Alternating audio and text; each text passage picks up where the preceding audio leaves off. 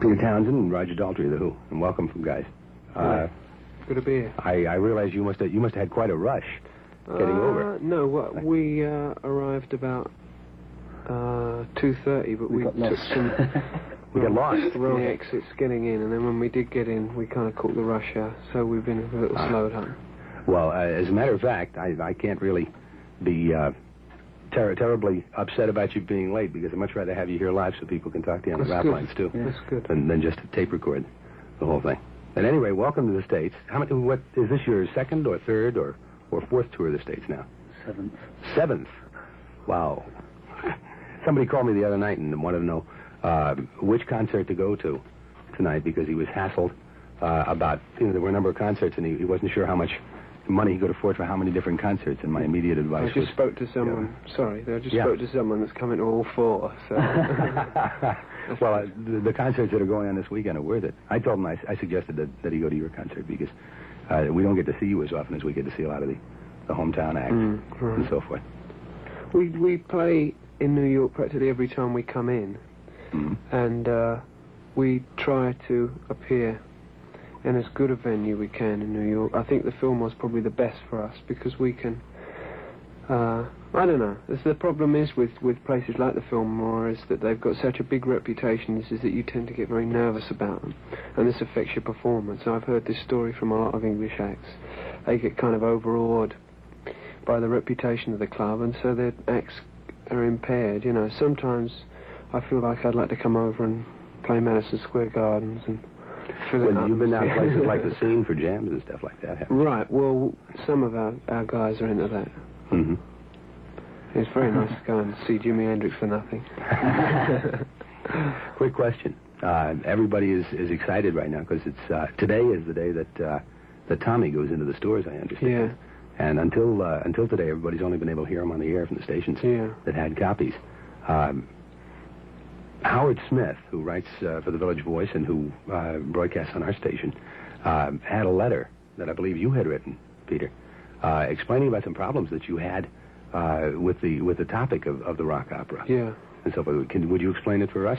Yeah, well, when Pinball Wizard came out, which was supposed to be like a trailer, really, to the album, it's the strongest track for a single.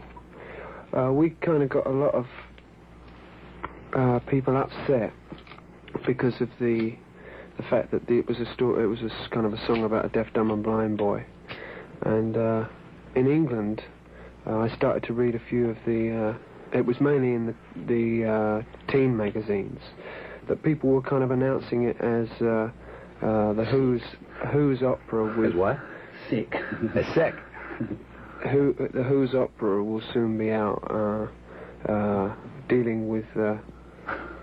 questionable material or something. So I quickly panicked and wrote letters to kind of everybody that I could think of, and tried to kind of stop. I mean, we didn't want people to have a preconception to the album that we were leaning on any kind of sensational thing in order to get album sales. I mean, it's not supposed to be playing on the fact that the boy's deaf, dumb and blind. It's just that the story happens to be about this boy and his life, and the deaf, dumb and blindness is part of the bad side, and there are other things which are a part of the good side. Right. I think the problem probably was with the album being so important in understanding the whole story, that Pinball Wizard being taken out as a little clip did tend to give the impression that we were just being kind of sensationalism. And I mean, musically, it's pretty obviously got to be the track that would make the best 45. Yeah, right. Well, we felt this as soon as we kind of heard it. We were against releasing it, actually, the Who were, because we felt that we wanted the album to not to pull any punches. But I think we could say now that it's probably done us a lot of good to put out Pinball Wizard. I kind of think that there might still be a few people that won't listen to the album because of Pinball Wizard, because they think it might deal with questionable material or might stop their kids buying the album or something like this. But I think that if they do get a chance to hear the album in full, as they can... No, we played it in full. Right, for yeah. the first time. I might tell you fellas this. It may be at home you had some hassle that way. Yeah. So far, and I have these direct lines into the studios, a lot of people call me and so forth, then we've been playing the album. There hasn't one person been concerned in that area whatsoever. That's good. They take it exactly as you apparently intended it. Let's listen to the overture. Rock opera, The Who. Babalu here, and we'll be talking to Roger Daltrey and Peter Townshend again very shortly. First, however, it came to a rock revival, and I don't mean just the current rock revival. England, not long ago, Britain went through a whole old rock revival, Chuck Berry and the whole scene. And the States are just really going through that now. But at the same time that's happening, there's a whole country thing, partly because of the number of groups that are going to Nashville to record, and partly because Bob Dylan is showing so much country influence in his music and so forth. In Britain, are they at all involved in quote-unquote American country music, except from American artists, or any British artists getting involved in that? It's starting to get pushed over there, like The Move. I think they're doing country now, aren't they? They're starting to do country music. Yeah, what I felt about the English rock revival is that it did help to kind of bring the music of people like Chuck Berry and Bo Diddley to people that weren't brought up on him.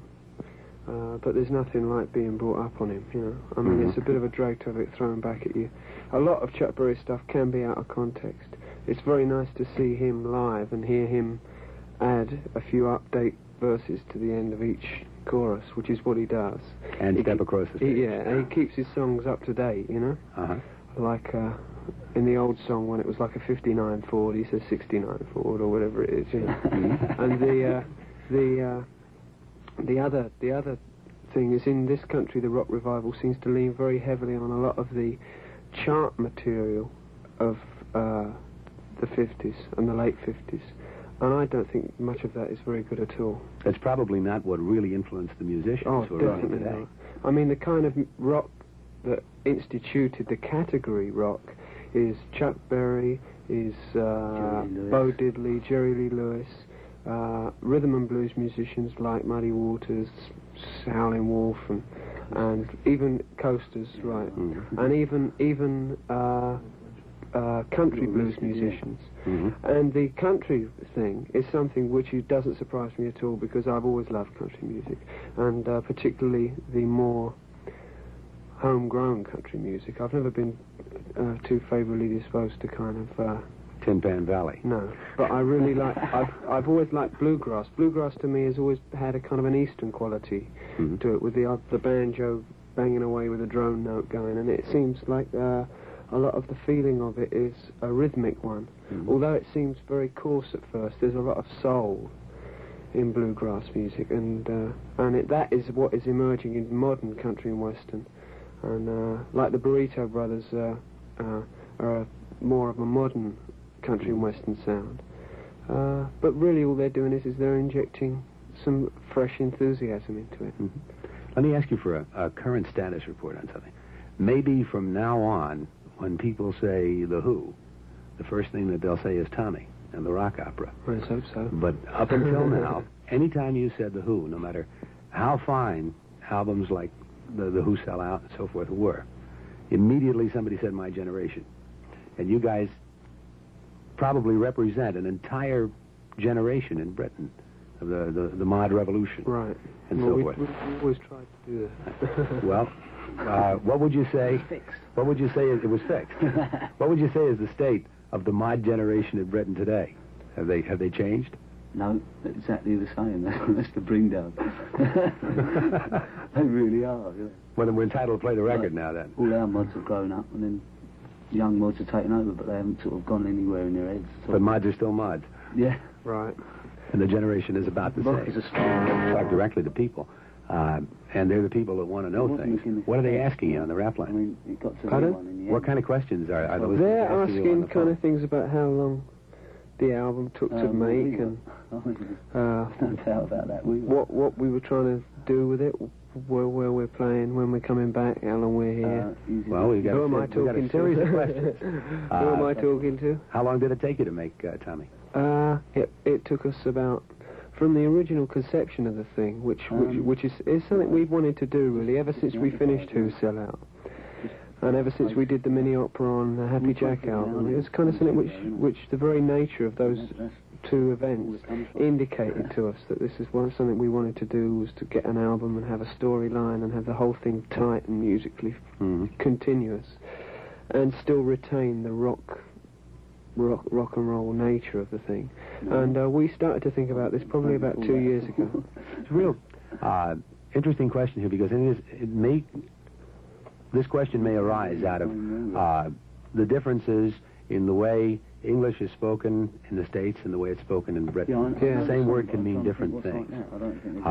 You call Tommy a rock opera. Yeah. Opera, at least at home here, has a very highbrow, elegant feeling about it. When you say it does in England too. Do you intend it as such? We'd never really used the title ourselves, rock opera. It was something which came as a natural development in conversation, because it's not essentially a musical. It's not something which is going to be staged as such. It's not as simple as a musical. It's not, in other words, the ingredients of the songs aren't there to put across a mood or a feeling of an age or a feeling of a society. They're meant to tell a direct story in a literary manner. And, of course, there are very few real operas that have done this. Most operas have got very shoddy sort of plots. They end up really musical. Right. The good thing about opera, of course, is the performances by the singers and the music itself, which is, you know, it's something I'm very fond of, the opera. And our manager, too, is very fond of the opera. And my favourites are Wagner and Mahler, people like that. And I don't really like Italian opera, which I think is what most people think of when they think of opera. La Traviata and stuff like that. Because they tend to be the lighter opera. And Figaro and all that. Yeah, the heavier opera. To place him next to opera may cause some fun. If you're into Wagner, which is very heavy music, you're also, obviously, from your reaction when I asked you about it, both of you, as a matter of fact, into Dylan. Yeah. Okay. What do you think of his new album? Well, I don't know whether you've heard a lot of it. Well, just rough bits of it, and I think it's... Why'd you come in on the mic a little bit, Sid? A step forward for me, and I really like it. You don't? I really do. Oh, you do really like it? I really like the way he sings it. It's good. Yeah, well, I think it's a natural development for Dylan. I kind of feel that well, he always does like this sort Johnny of thing. Cash a lot, ages and ages ago. Johnny Cash, wow, yeah. Well, here's one you picked out from the album. I did about 7 on our last album. Do you remember that? Oh, as a matter of fact, yeah. Oh, I have to tell you about it. You know, our sister station plays jingles, which are the same package as the Radio London jingles. Really? Yeah, we have more fun with those. We had some trouble from the people that make the jingles, but we eventually sorted that out. Because we stole those jingles. Oh, but Bill Meeks is a nice man. Yeah. Well, he was flattered and pleased that we used them, but he was kind of angry that we didn't pay him. So we eventually had to pay him. Well, first for us anyway, the first time on our air that Peter Townshend has ever done a commercial live. Right. Good luck. Here we go. This one's for the Filmore East, and it's for tonight and tomorrow night, May the 16th and 17th. We're going to be there. That's the Who, a band called Sweetwater. It's a Beautiful Day, and of course the Joshua Light Show, which has got to be one of the best, or the best. Coming on the 23rd of May and the 24th, there's Sly and the Family Stone, and that's one of my favourite groups, recording groups anyway. I've never seen them live. They're vegetarians, folks. For full ticket information, call 777 5260, 777 5260. This weekend, it's us, the Who, and Sweetwater. It's a Beautiful Day at the Filmore East. But to make it a point, I have it on. Well, let's put it this way: I don't have it as gospel information, but I understand there was an entire Boy Scout troop that was intending to go to the show tonight. Really? Yeah. Unfortunately, they had a hassle with their transportation, and they freed the tickets. So there may be some tickets left for tonight. I'm pretty sure tomorrow is sold out. but there may be some left for tonight. That's good news. So check with the Filmore. Give them the number again.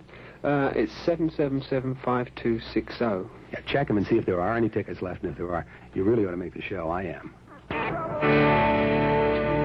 Creedence difficult is getting people to talk to you on a let's put it this way, it's person to person, man to man sort of way, so that they don't have any preconceptions to you and aren't too apologetic to the fact that perhaps you're a bit tired or that you've just done a good show or a bad show or an indifferent show. And so it's very difficult to set up a kind of a good relationship, whereas telephone reduces everybody to their right size. And us included. Puts them all in a bag, as Lennon would say. Yeah. And I think it's very important, I wanted to ask you something about the Magic Bus album, the Who On Tour. It's a very strange album for some reason. It's a very disappointing album for us. Well, there were things on it that were awfully nice. Disgusted at the time. Why we were in tears. Why? We were recording Tommy and enjoying it. They told us that had been released. Yeah, we were kind of worried that all the talk that we'd gone into, a lot of heavy pre-hype on our new album that was going to be coming out. And with a lot of people, we were pulling punches. We weren't telling them what sort of album it was going to be. We were just sort of saying, but wait till you hear our next album. It's going to be the best thing we've ever done. And out came Magic Bus. No, we've got a commitment to Decca Records to make a certain number of albums per year. And at that point, we were about 4 albums behind. So they just had to do it, And we had to allow them to do it because Tommy was looked like taking another year at that point, and in fact did take another year, When was that put out? That was put out last summer, right? Or no, autumn of last year. At any rate, in the middle of last year. Well, our main complaint about that record was the cover. That kind of cover. That just is not... Whose greatest hits? Well, that's an album I'd like to see. The English cover's even worse. The English cover's even worse, and I mean... There's something interesting. Right now, one of my favorite cuts that I play is a Jimi Hendrix cut of Red House. Yeah. But you know that on the American edition of the Are You Experienced album, this cut did not appear. This is something which I've heard about and which really amazes me. But it seems like very often there are cuts on the British versions of an album that do not appear. Well, there's a lot of reasons for this. There's a lot of reasons which kids probably wouldn't understand, and so they would kind of get uptight. One of the things is that you can get more minutes on an English album because the regulations are different. The other thing is that Red House is a number which has been rewritten, reworded, and the compositional credits have been credited to Jimmy, right? And in England and in Europe, the rights had folded for that song, but in the States they were still in existence. So in other words, you can play the English cut, and I think that Red House will be out soon in this country, or probably Warner Brothers has sent around I guess a pre-release type thing. I think that would be the new version a big single for it because it's good blues music. I agree. It's very good. The new version, the one that's going to be released, I guess, is the one that I've been playing, and tremendous reaction to it. A lot of people. That's good. Well, let's go back to Magic Bus anyway for just a minute. That Eyesight to the Blind was taken originally from a blues song, and he couldn't remember offhand who had written it, and I didn't have the album handy. Absolutely right. Yeah, we took this from we got it from a Mose Allison album called Mose Allison Sings, and we've always been a fan of Mose Allison. We play a song of his on the stage called Young Man Blues, which we like, and this cut was something which fell very much into the flow of the album. It's about a guy bragging about his girl, saying that she's so groovy and she's so special in every way that she can make the dumb speak, and she can make the blind see, and she can make the deaf hear. And this fitted in very well before a song called The Acid Queen, like he's introducing his wife. And we called it The Hawker, and it is credited to the guy that wrote it on the album, and that person is somebody called Sonny Boy Williamson. Yeah, I should say that the reason that we couldn't tell right away who had written it is because we play our music off prepared tape cartridges, and I didn't have the album in front of me to check it out, or we would have settled it last night. It's nice to have the cover and particularly the words to find out who's saying what at what particular time. It's difficult to tell the difference between our voices in The Who, and so we don't try to represent any particular characters individually, I mean, because it would be a waste of time. Nobody can tell the difference between our voices, even if we try. So you make it a point to let people know. So what happens is, when you read the words down, you can see like one chorus is being sung by Tommy's inner self, or one song is being sung by his mother, or this kind of thing. Just so that you roughly know where the action lies, and it helps to understand the story better too. So don't buy cartridge packs, folks. I don't know. As a matter of fact, nowadays, the cartridge packs, the commercial cartridge packs, will probably have that material on it. Yeah, that's good. Well, ours will be a twin pack, so there'll probably be quite a heavy amount of literature available with it. I hope so, because it's quite important to get it. Did you say before, I don't recall whether it was on the phone or on the air, that with the album there comes a program? Yeah, this is what we're talking about. This is what's on the program. Yeah, and it's got illustrations and the words of the thing, and it just tells you who says what when. There's no explanations. Didn't want to lay it down too tight. Well, again, thank you both. Welcome for the 7th time to the States. Yeah, wow. Where do you go from New York? You just came from Boston. We came from Boston, before that Detroit, and we've really dug both towns very much. And we've played at the Grandie Ballroom before, but never at the Boston Tea Party, and that was a good place to play. And for one of the first times in our career, we're playing at the Filmore without being too nervous about it, so it should be a good show. Okay, I'll be there to see it, and I hope everybody else who can get in will. Yeah. Thanks. All right, take care. Have a good show tonight. Yeah, Thank you. Bye.